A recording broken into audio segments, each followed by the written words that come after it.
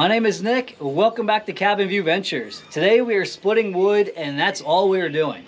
I have the Wolfe 35 high output. I bought this splitter a little over a week ago, but I only have about an hour of time on it because I've been busy with other stuff around the property.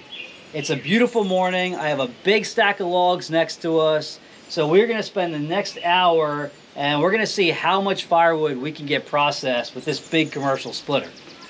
Now, Wolfe and Easton Made are probably two of the biggest names in the commercial splitting world right now.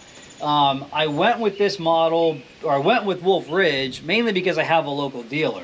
And I am all about local dealers, dealer support. It just makes life a lot easier when you have issues or you need help with something. So Messick's is my local dealer down in Mount Joy. They're about 40 minutes from me. They had this one in stock, and I was actually more interested in the 28C, but once I compared it next to this 35 high output, obviously I went with this one, and I'm gonna do a walk around and highlight some of the reasons why I decided on this particular model. So I was finally comfortable with where my firewood business is to spend this type of money. These things are not cheap. You know, this splitter costs $12,250.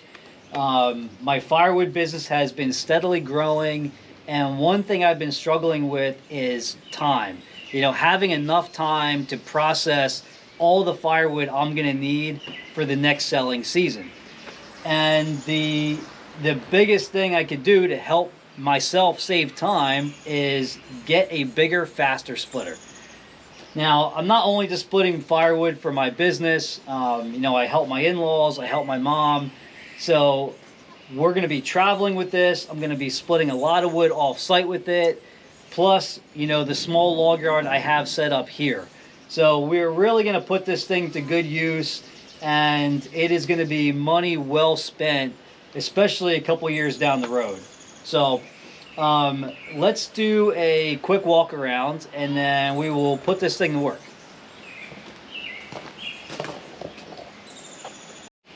All right, so the biggest benefit to the 35 high output is the big wide chassis it sits on. This thing is meant to be towed up to 80 miles per hour. So you have welded on fenders, this big heavy duty chassis, 14-inch tires, and a leaf spring suspension.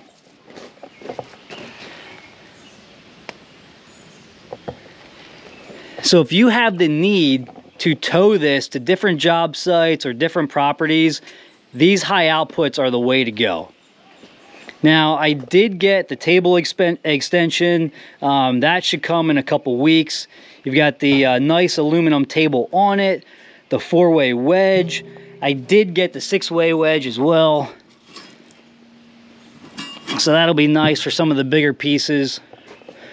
These have the Magnum package standard, so you have the brass guides. They are replaceable if they do wear out. All your levers up here, so you have your auto cycle for split and retract. You've got your wedge up and down. You've got your log lift. These log lifts are rated for about 700 pounds, so you can put quite a bit of logs on that thing. The Honda GX390, they put a nice hour meter on it, and they clock this pull start, so you're pulling out instead of it facing in. The 35 high outputs get the electric start standard. They get the auto cycle standard. You get the big heavy chassis. There's your battery in a nice sealed compartment for your electric start. These have the really nice Prince valves on them. I know these were out of stock for a while back around the COVID days, but they are back to using those Prince valves. The pump on this is rated at 22 gallons per minute, and it has a 28-gallon hydraulic tank.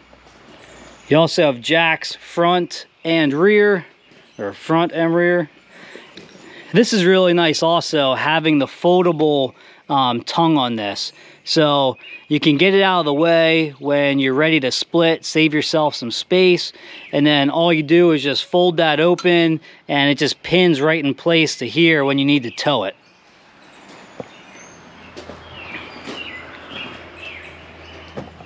Here's our pile of logs we brought over this morning.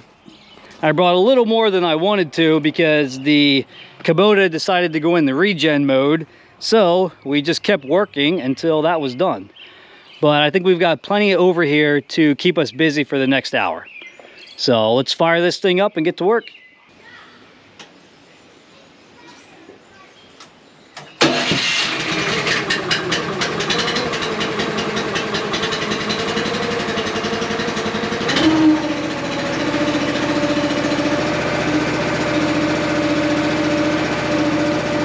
Alright, another thing I forgot to mention is cycle time.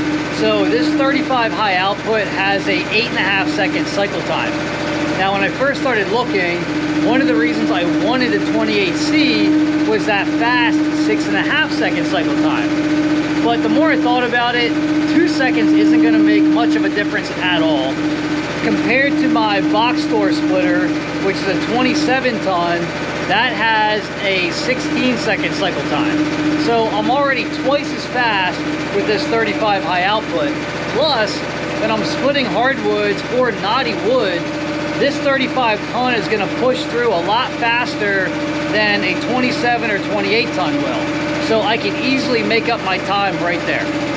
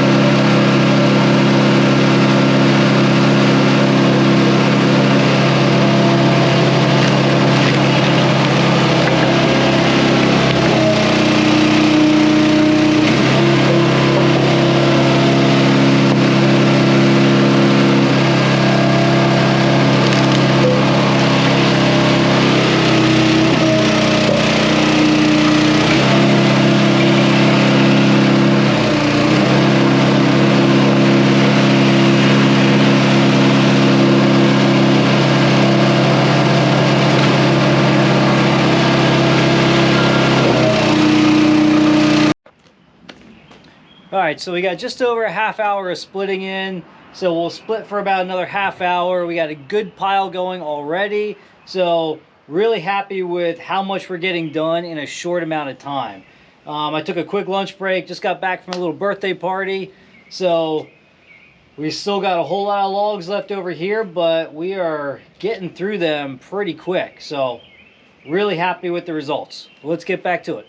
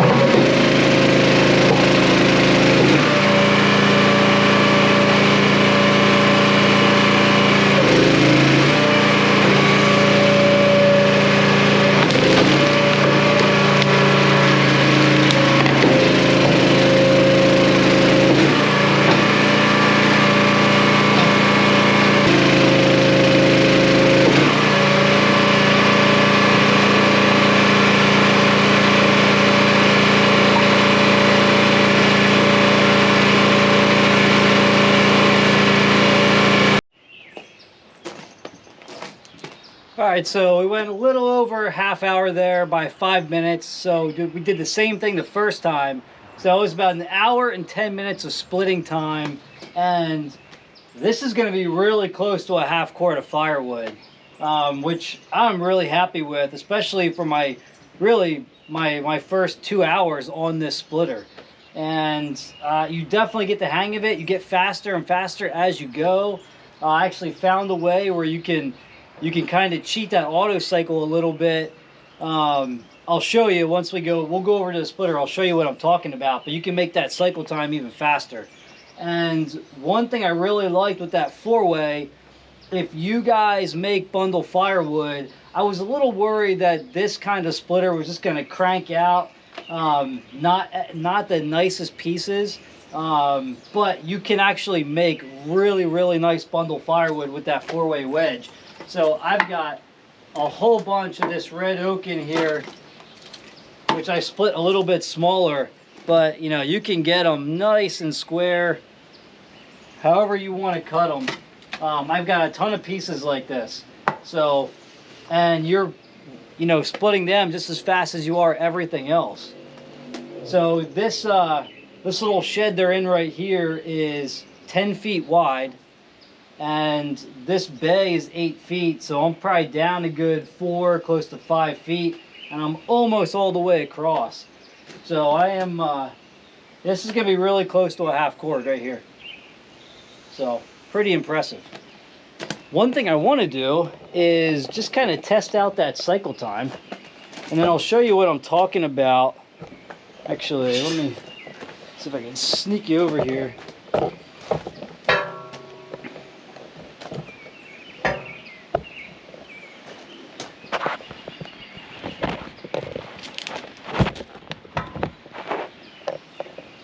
All right, so your valves here, when you push these both down together, you go into that auto split and retract, and your which side was it? The retract side will not kick back until the splitting block gets all the way back, and then this will kick back.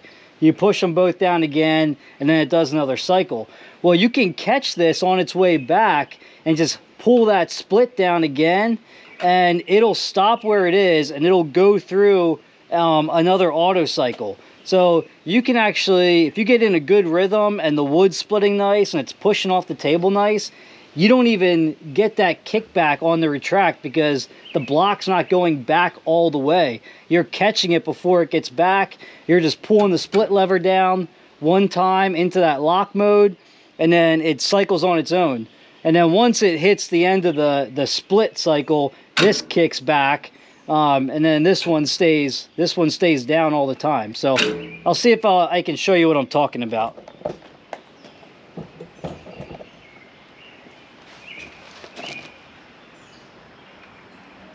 Not like you need to speed this thing up. I mean, it's plenty fast. But if you get a good splitting wood and you get into a good rhythm, and you're like, I mean, it's minimal effort.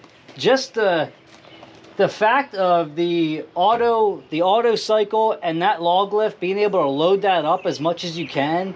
I mean, I split wood for an hour, and I feel like I maybe been splitting for 10 minutes, like I would on the old box store splitter. There's just a lot less effort involved when you're splitting wood this way. So it's really enjoyable.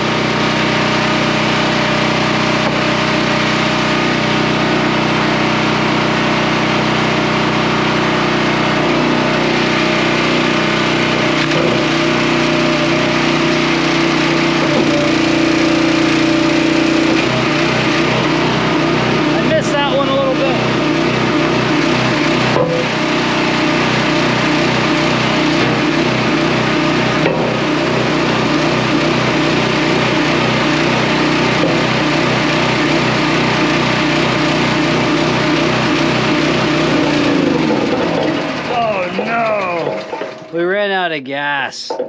Ah, crap.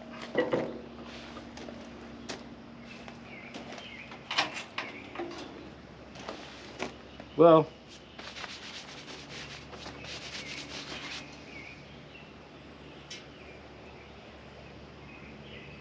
to be continued, I guess. I'm gonna let that thing cool down a little bit, and then I'll refill it.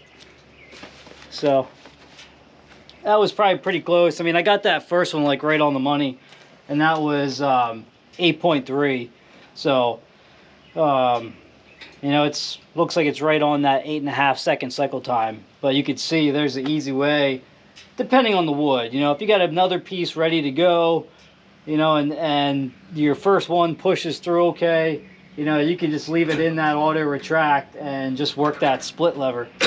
But so that was actually, I filled that tank up when I got it, and I split, let's see, that half cord, and I split I don't know, maybe another face cord. So I didn't quite get through a cord of firewood on that first tank, but it should get a little better as that engine breaks in.